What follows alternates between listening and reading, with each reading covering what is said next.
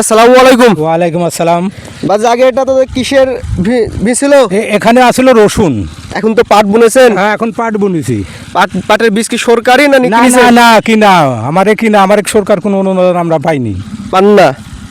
আচ্ছা, তো রসুন কত করে মন বিক্রি করেছেন বাজারে? রসুন হচ্ছে আপনার এর আগে বিক্রি করলো 1500, এই ডালিং আসে হচ্ছে 2200-2300। তো এই দামে রসুন বিক্রি করে কি আপনার পেটের দাম হবে না আপনার জমি খরচ উঠবে? আমার এই সার ওষুধের টাকা হবে নি বাপ, সার ওষুধের টাকা হবে নি, তাতে এখানে তো আপনার লস। লস তো।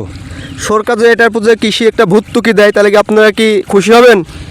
হ্যাঁ, এই যদি দেয় তাহলে তো আমার এই খরচটা তাহলে কমে আসলো, তাহলে হয়তো দাম কম হলে আমরা পোষাতে পারবো, কিন্তু এই দামে আমরা জিনিস বেশি তো আমার ওই খরচের টাকাই উঠবে নি। আচ্ছা, বাজেট পেশ হওয়ার আগে যে কৃষি দ্রব্য পণ্যের যে দাম বাড়ে, এটা কি সরকার ব্যর্থতা আছে না সরকার আছে?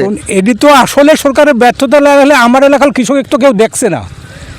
সার কিনতে গেলে বাইরে ডিলারের কাছে সার নাই, বাইরে সার কিনছি আমরা বেশি টাকা দিই, ফসল বেশি কম টাকা দিই, তাহলে এখানে আমার তো কোনো সরকারি রেটে সারের বস্তা কত, বাইরের ডিলার কাছে রেট কত? ওই সরকারি হচ্ছে আপনার 1300, 1350 টাকা, আর বাইরে কিনি আমরা 1900, 2000, 1800 এরম ভাগে আমরা সারের ফসফেট কিনি। তাহলে সরকার এখানে ব্যর্থ। অবশ্যই সরকারের ব্যর্থতা, সরকার তো আমার দেখছেই না, এই সরকার কৃষকের তো কোনো নজরে দিচ্ছে না। কোনো নজর নেই। ঠিক